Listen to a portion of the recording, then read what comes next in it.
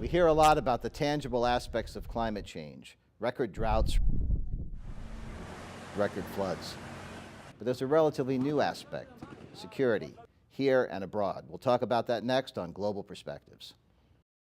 This program is made possible in part by funding from the UCF Global Perspectives Office, the Global Connections Foundation, and the India program at UCF.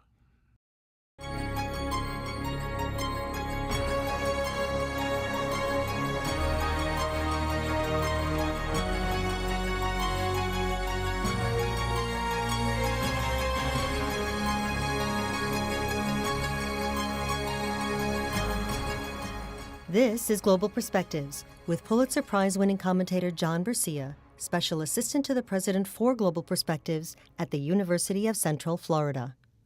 In the second decade of the 21st century, threats to the global environment are increasing, with many seeing climate change as the biggest concern.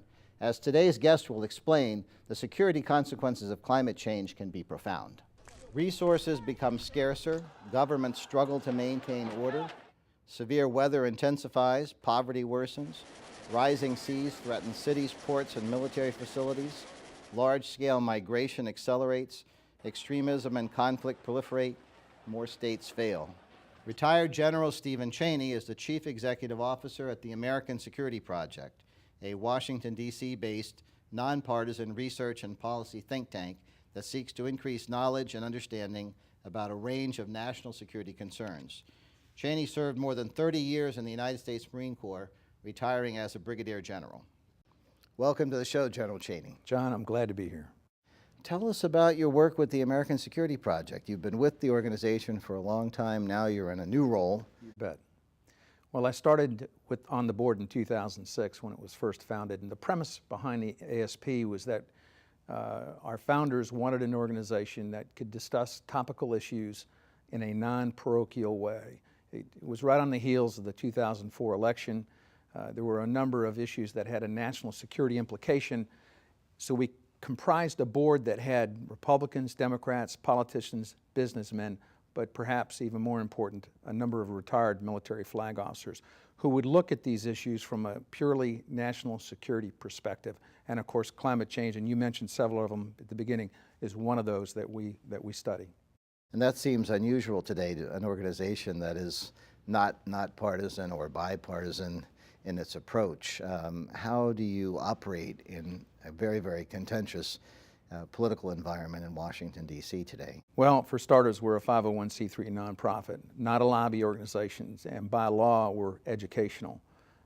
So we do education-type events, certainly on Capitol Hill, but we'll educate about those issues that you mentioned and several others to try and take them out of the political atmosphere that's been, we think, so perhaps poisoned by the partisanship that's been going on in Washington, D.C. Climate change, again, is another. Go to nuclear security, terrorism, energy security, and many of these are all very interrelated. But if members of Congress from either party touch some of them, they become so politicized that you can't discuss them in a rational way in Washington, D.C. And we want to pull those subjects back, discuss the security implications of them from people who've been there, who've done it for many, many decades, and can tell you there indeed is a national security implication to all of them. Well, why don't we start with climate change? This is one of those endlessly disputed topics, and I guess we're not 100% agreed or certain about the exact sources of climate change, but we do know that something is happening that is out of the ordinary, and it's having profound influences on so many aspects of our life today. So how do you approach this issue? How do you define the problem, and what do you propose to do about it? Well, you're obviously in an academic environment. When you look at the science, and to us, the preponderance of the science is there. The Earth's temperature is increasing. Now, some would say it's a little, some would say it's a lot, but when you look at the CO2 and the carbon emissions that we've been pumping into the atmosphere now for the better part of a century, there's no doubt it's having an impact. It is having an impact. There are naysayers. There are some, you had folks who think they jury-rigged the data, but we rely on people like yourself and academics who have studied it and proven it that the temperature is going up. Some would say, what's the big deal? okay, it's going up a degree or two. Well, it's not just a degree or two. Over the next perhaps half century or more, it could go up as much as 10 degrees in some estimates. What impact will that have? A dramatic impact, certainly on the polar ice caps, on water supply, and then as the wind patterns and weather patterns change, as you mentioned in your introductory remarks, immigration is going to be affected, certainly littorals, which are very important in terms of about 80% of the world's population lives within about 100 miles of the oceans. A lot of those lands are going to be covered with water. And I would say here in Florida, it's got to be a concern. I used to live in South Carolina in what they called the low country. You increase the water level 4 or 5 feet, you got a lot of people who are underwater, but it's not just here, it's worldwide. And this will drive populations, it's going to drive food production, it's going to drive water supply. These are all very major considerations that we need to take into consideration as a government. How is the military preparing to deal with this worsening problem? Because I'm thinking specifically of military bases in Florida that are right on or near the water. Well, of course, that's a more immediate impact. I think in terms of bases and stations, they're not looking at relocating, for instance, the naval base in San Diego because it's so close to the water or so close to the ocean or the lowlands there. It's more viewed from the leadership of the military as a worldwide problem, and what impact is this going to have on our national strategy, our national security strategy, and where ought we to be looking at in terms of the world population and the threats to the United States. Terrorism, of course, has been the hot topic, certainly since 9/11. Well, it's going to drive terrorists to other places in the world. It's going to drive other populations. That will have an impact on the economy, and we view the economy as a major problem, as everybody's familiar. Admiral Mike Mullen, the former chairman of the Joint Chiefs, said the debt is the biggest national security threat we have. Well, when the economies start to go bad because of weather-related food problems and water production, that is where we're looking at. So it's not so much looking at a base or a station, although we recognize that there are bases and stations that are going to be directly impacted by water increasing or water levels going up, and we're going to have to move those. What are some of the other aspects of climate change that could have an impact, especially on communities that are close to the sea or at the ocean? Well, in terms of directly affecting their economies, those who are reliant on the shoreline or increased temperatures in the water, the fisheries, their economic basis in those areas are all going to be impacted by this. It's going to shift where they do their fishing. It's going to shift where they do their harvesting. Of course, those who have fresh water supplies that are coming from the Himalayas was greatly discussed in terms of the melting Himalayas, and some said that data was fabricated. It's not. They are melting at a much more rapid rate. We've seen in the past couple of months where the administration's been looking back on a new focus on Asia. Perhaps stationing more stationing Marines in Asia and the impact that's going to have on the security situation there. Water will drive a lot of the instability in Asia. China is another major factor as far as this is concerned, and it bears watching. They're concerned about the water, as is everybody. India, Pakistan. Some have said Pakistan will be affected by climate change more than any other country in the world. A staggering statement when you look at the instability in Pakistan right now and what's going on between Afghanistan, Pakistan, and India. A lot of that's going to be driven, hard to believe, but it's true, by climate change. Climate change, we know, has already affected some parts of sub-Saharan Africa in particular, and you've had quite a bit of migration as a result of droughts and so forth. How do you deal with people who are moving, in some cases internally within a country, but in some cases externally, and they're desperate? It leads back to the U.S.'s position, the United States' position in the world as, are we the world's policemen, or are we going to take on every challenge there is? And we are the ones who are not going to resolve the immigration problem related to climate change. But that said, let me link this to terrorism. Look what we've done in Afghanistan. We went in there and took down the Taliban, hopefully have a new government there. I put this in the context of what you would call a whack-a-mole. Okay, Taliban are gone. Most of your extremist Islamists are gone out of Afghanistan. Where have they gone? Somalia, the Horn of Africa, which is exactly where you're talking about in sub-Saharan Africa, and there's been some huge population shifts down there. And they are infiltrating that whole part of the world. And the United States has an interest there. I know the current administration was criticized somewhat during this past fall for having admitted or told that they put in another 100 plus of our troops into the Horn of Africa. The reason they did that is because there is a terrorist threat that we know Al-Qaeda is there. And of course there are other underlying reasons due to the huge population problems they have there, but there's a definite interest, and it's a national security interest that we have there, and a lot of it's due to the shifting populations change, which is driven by climate change. Then we pull this thread a little bit farther. Some would say, we can't do anything about climate change. Well, ASP has a different opinion about that, and it's somewhat related to energy security. We need to reduce our CO2 emissions, our carbon, whether it's cap and trade or CAFE standards, or however you want to look at that. We need to stop polluting the atmosphere, need to reduce our emissions, need to have greener sources of energy, and that's another big plank of the American Security Project. But you can see how they're all interrelated here, because I've touched on terrorism, I've touched on energy security, and I've certainly touched on climate change, which are three of our biggest planks at the American Security Project. What is sort of your worst case scenario if we don't get our hands around this challenge over the next 50 years or so? I am not the sky is falling today type of guy, but most of your military folks, particularly the senior ones, are strategists, and they're used to doing long-term planning. Hence, some would say, what's the Department of Defense's interest in this? Well, the Department of Defense is looking 25, 50, maybe even 100 years down the pike, that you need to start looking at this now. Worst case scenario, in my opinion, was we do nothing. We keep burning coal, not just here, but China and worldwide. The temperatures continue to increase, perhaps at a more rapid rate than they are now.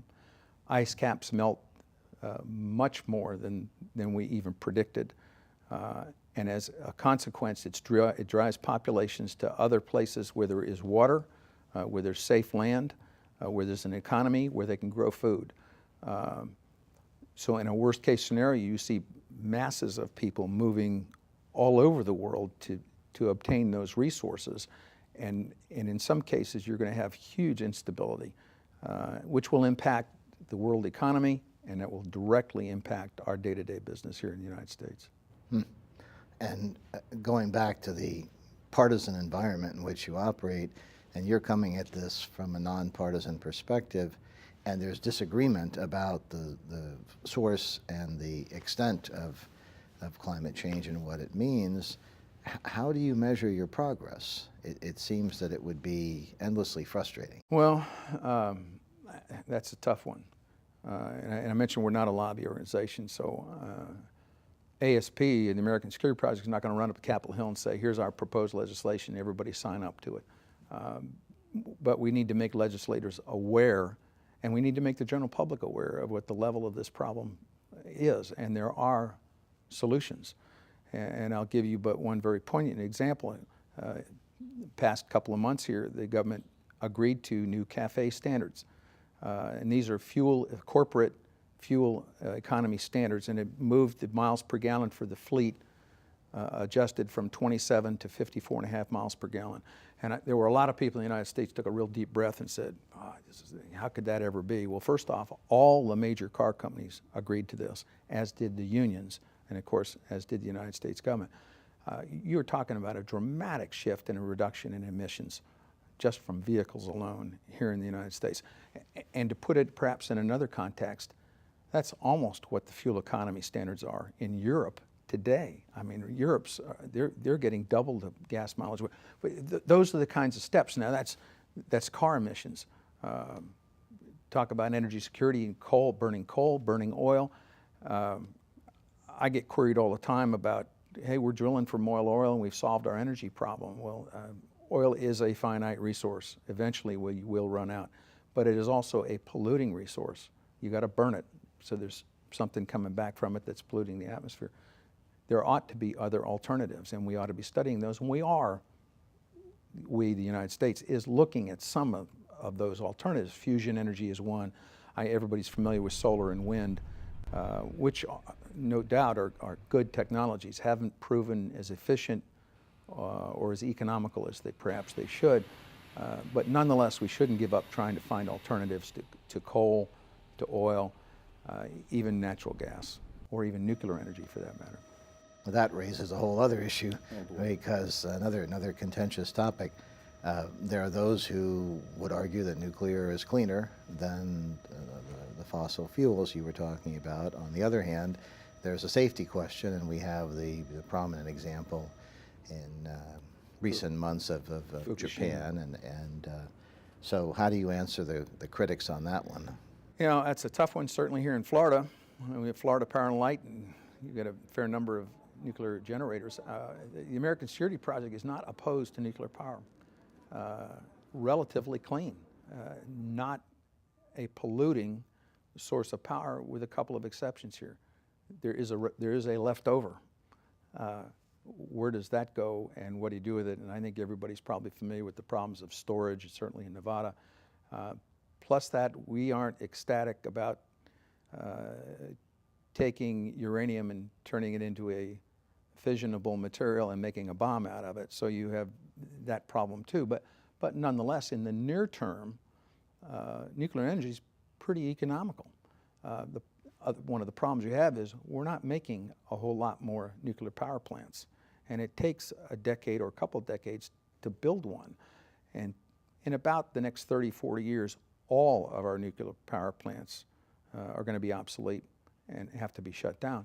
So you're going to have to have some kind of alternative to it. But in the near term, I think we would say we kind of prefer that to burning coal or oil based, and it's fairly efficient and fairly cheap. So that's where we come down on this. We're not anti-nuke per se, but there still need to be looking at other alternatives. But then when something happens, like the famous East Coast earthquake. Yeah, of course, I come from Washington, D.C. Lake Anna is about 60 miles south, and the Lake Anna nuclear power plant was shut down for the better part of a month because technically hadn't been built to withstand an earthquake of that size, although it came out of it totally safe, and they've restarted it. I would look back on, again, not being a nuclear power expert, but the safety record of nuclear power is pretty good. You know, look at it in the aggregate worldwide. Chernobyl, 3 Mile Island, Fukushima, Lake Anna, over how many decades? Decades? Yeah, Chernobyl was terrible. 3 Mile Island wasn't nearly as bad, but there was a problem there. Fukushima, we're still trying to figure out exactly how bad that was. But I think if you put it in the overall context that there are hundreds, if not 1,000, nuclear power plants in the world, you're talking in the tenths of a % of safety problems that they had associated with them. So it's another one. Of course, if it happens in your backyard, you're not too happy about it. But nonetheless, I think they have a very good safety record. Is part of ASP's goal to have energy independence long term? Absolutely. Wouldn't it be wonderful if we weren't dependent at all on oil from anywhere, but let alone from the Persian Gulf states? This past fall, and certainly in recent times, they've talked about the United States being a net exporter of petroleum products. And you have to put that into a context here. And I say that because, yes, we are becoming a net exporter, and a lot of it's due to fracking and pulling natural gas and oil out because of the fracking business. But a fair part of that oil, that gasoline that we're exporting, has been manufactured from the crude that we've imported. So we had to bring it in, refine it, and then export it. But my point to this is, if we can get off of oil, then one, it's a huge security relief on the United States. I mean, our interest, yes, we'll be interested in what's going on in the Middle East, but we won't have nearly as much of an interest in it. Won't need to position as many forces there, hopefully. We don't have to worry that much about what's going on in several of those states. But secondly, it's a quality of life issue just as much as it is a security issue. Wouldn't it be nice if we had, fission is a proven science, but it's a technology that hasn't been matured enough to translate into power that can be usable. We think fusion, that we can get there with fusion, and we've been investing, there have been billions of dollars invested in fusion technology, not only at MIT, but at Princeton and Lawrence Livermore Lab out on the West Coast. But those types of technologies need to be matured and developed, and there has to be an investment in R&D and technology, and the government, as a government, we're not putting it there. Mm-hmm. Do you think we realistically will get to that point in the near future, or is this going to be one of those endless debates? John, I'm an optimist on it. I mean, I'll give you another one that's a little bit in outer space, literally, is space-based solar energy, where you put a geosynchronous satellite up. Obviously, sunlight beams to it. You focus that and translate it into power and send it back down to the Earth. That's a proven technology. I mean, that can be done. Now, you'd have to put up satellites, and there's a cost involved in that, but that can be done. And it's a readily available 24/7, because they're outside the shadow of the Earth, way of generating and getting power to the Earth. I mean, that's some of the thoughts that are out there that need to be developed. And there's major corporations in this country that are looking at that technology in particular. So we have to be a little bit more innovative. Our country has always risen to the goal. I mean, if we can do a Manhattan Project, or if we can send a man to the moon in less than a decade, why can't we do this with our energy power? It sounds like you've outlined a daunting array of challenges which come on top of the Great Recession we've been suffering for some years now. Is it going to be possible to address some or all of these realistically in the next few decades, and where do you have the most optimism? Well, let's hope the economy rebounds somewhat, not just here, but worldwide, and we get on a little bit better footing in terms of having some more discretionary money to put into research and development and competitiveness. I think not to say we're never going to stop beating that drum as far as we're concerned at ASP, and I think there's enough of a feeling within the country that it's an important enough issue that we've got to keep pushing on this. We cannot relax. Deep down, I know those on Capitol Hill have the best interests of our country at their heart. Obviously, they're for their constituents. But this is to benefit every constituent that we have here. So, and I know, we get involved in the day-to-day politics, and it gets politicized. People make comments during the most recent campaign and the debates. You get a 60-second soundbite during a debate to talk about these issues, which is not nearly enough to flush out an issue and let you know the parameter, the good, the bad, and the ugly about all of them. So, John, I'm an optimist that we can make a difference on these. I know we can make a difference, but I think it also takes people with a lot of credibility behind them to go up to Capitol Hill, or go out to academia, or go out to the general populace and say, hey, there's a problem here, and we recognize it, we understand it, and for instance, not bragging too much about the board of the American Security Project, but when you get 3- and 4-star generals and admirals, you get heads of major corporations, former governors, former senators, all standing up, marching to that same tune. I've got to think people are going to listen. So I'm more of an optimist than you would think. Great. Well, thank you for joining us today, General Cheney. You're welcome. And thank you for the Global Perspective Show. I'm John Bercia. We'll see you next time.